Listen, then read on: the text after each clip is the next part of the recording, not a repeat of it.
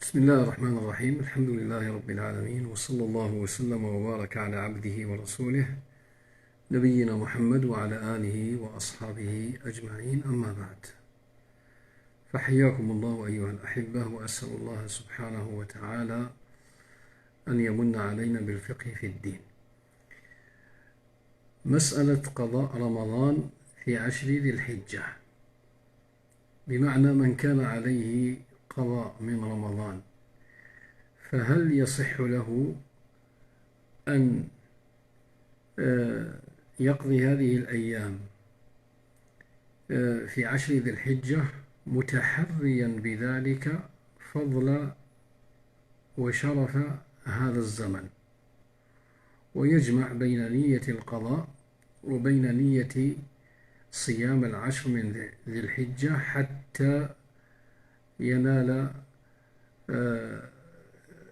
ثواب صيام هذه الأيام.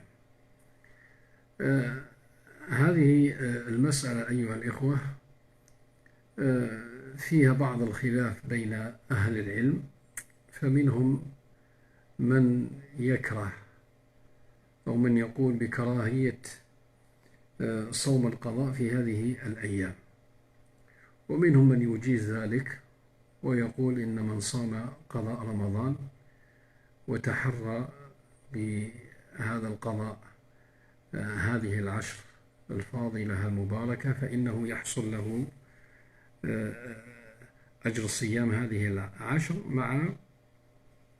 مع صيام القضاء، وهذا هو الراجح إن شاء الله تعالى. يقول الإمام ابن رجب رحمه الله تعالى: وقد اختلف عمر وعلي رضي الله عنهما في قضاء رمضان في 10 ذي الحجة، فكان عمر يحتسبه أفضل أيامه، فيكون قضاء رمضان فيه أفضل من غيره، وهذا يدل على مضاعفة الفرض فيه على النفل. وكان علي رضي الله عنه ينهى عنه. وعن أحمد في ذلك روايتان، وقد علل قول علي أي الإمام أحمد بأن القضاء فيه يفوت به فضل صيامه تطوعا، وبهذا علله الإمام أحمد وغيره. ولا شك أنه لو أفرد هذه 10 بالصيام ونوى بها التطوع فإن هذا أفضل، ولكنه لو جمع بين النيتين صح ذلك وجاز. وقد قيل إنه يحصل به فضيلة صيام التطوع بها، وهذا هو الراجح إن شاء الله تعالى. وصوب الإمام المرداوي في الإنصاف القول بعدم الكراهة، قال رحمه الله تعالى: هل يكره القضاء في 10 ذي الحجة أم لا يكره؟ فيه روايتان، أي عن الإمام أحمد، وأطلقهما في المغني والشرح وشرح المجد والفائق والفروع. قلت أي المرداوي: الصواب عدم الكراهة. وقال في كشاف القناع: ولا يكره القضاء في 10 ذي الحجة لأنها أيام عبادة، فلم يكره القضاء فيها كعشر المحرم. وروي عن عمر أنه كان يستحب القضاء فيها.